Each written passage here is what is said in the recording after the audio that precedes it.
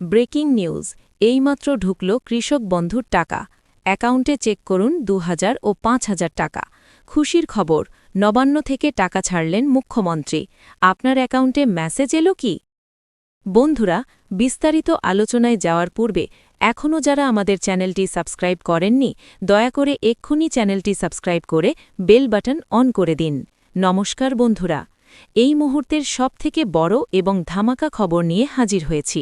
রাজ্যের লক্ষ লক্ষ কৃষকদের জন্য খুশির জোয়ার। দীর্ঘ প্রতীক্ষার অবসান ঘটিয়ে মাননীয় মুখ্যমন্ত্রী মমতা বন্দ্যোপাধ্যায় আজ নবান্ন থেকে কৃষক বন্ধু প্রকল্পের ২০২৪ সালের প্রথম কিস্তি অর্থাৎ খরিফ মরশুমের টাকা সরাসরি উপভোক্তাদের ব্যাংক অ্যাকাউন্টে পাঠিয়ে দিলেন।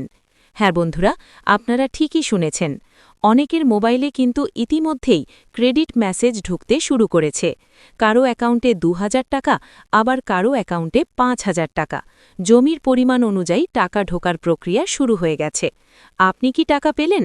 আপনার স্ট্যাটাস এখন কি দেখাচ্ছে? সমস্ত কিছু আজকের এই ভিডিওতে আমি লাইভ প্রমাণ সহ দেখাবো। ভিডিওটি একটুও স্কিপ না করে শেষ পর্যন্ত দেখুন, কারণ আজকের আপডেটটি আপনার জন্য অত্যন্ত গুরুত্বপূর্ণ। বন্ধুরা, আমরা জানি পশ্চিমবঙ্গ সরকারের এই কৃষক বন্ধু নতুন প্রকল্পটি ২০১৯ সালের ১ জানুয়ারি শুরু হয়েছিল। তখন সহায়তার পরিমাণ কিছুটা কম থাকলেও ২০২১ সালের ১৭ জুন থেকে এর নতুন সংস্করণ চালু করা হয়। বর্তমানে এই প্রকল্পের নিয়ম অনুযায়ী যাদের জমির পরিমাণ ১ একর বা তার বেশি, তারা বছরে মোট ১০,০০০ টাকা পান, অর্থাৎ প্রতি কিস্তিতে ৫,০০০ টাকা। আর যাদের জমির পরিমাণ ১ একরের কম, তারা বছরে মোট ৪,০০০ টাকা পান, অর্থাৎ প্রতি কিস্তিতে ২,০০০ টাকা। আজ নবান্ন থেকে যে টাকাটি ছাড়া হয়েছে সেটি হল ২০২৪ সালের প্রথম কিস্তি বা খরিফ মরশুমের টাকা। গত কয়েক বছরের তুলনায় এবার কিন্তু বিধানসভা নির্বাচনের কথা মাথায় রেখে অনেক আগেই টাকা দেওয়ার প্রক্রিয়া সম্পন্ন করা হলো। অনেকেই ভাবছিলেন টাকা হয়তো জুন বা জুলাই মাসে আসবে, কিন্তু আপনারা জানেন চলতি ২০২৪ সালে পশ্চিমবঙ্গে বিধানসভা নির্বাচন রয়েছে। গত ১৫ই মার্চ নির্বাচনের দিনক্ষণ ঘোষণা হয়ে গেছে এবং এপ্রিলের ২৩ ও ২৯ তারিখে ভোট গ্রহণ।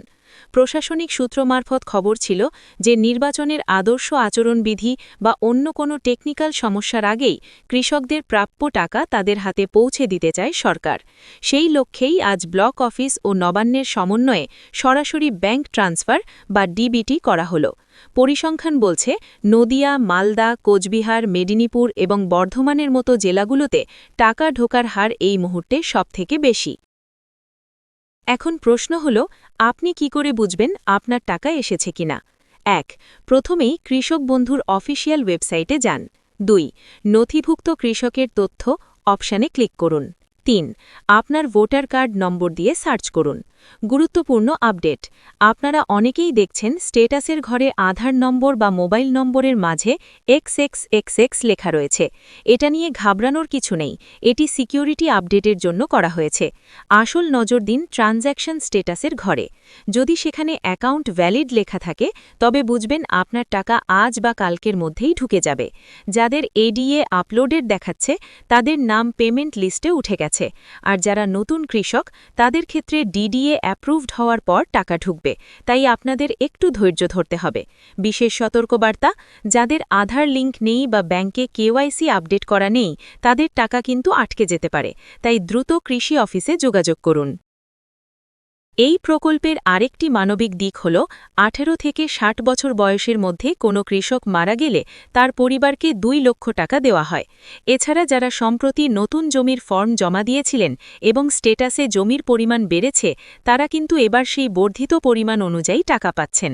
এটি কৃষকদের জন্য সত্যিই এক বিশাল প্রাপ্তি। তো বন্ধুরা, আর দেরি না করে এখনই আপনার ব্যাংক অ্যাকাউন্ট চেক করুন অথবা স্ট্যাটাস দেখে নিন। টাকা ঢুকলে অবশ্যই কমেন্ট করে জানান যে আপনি কোন জেলা থেকে বলছেন এবং কত টাকা পেলেন। ভিডিওটি ভালো লাগলে একটি লাইক দিন এবং রাজ্যের প্রতিটি কৃষকের কাছে এই খুশির খবরটি শেয়ার করে পৌঁছে দিন।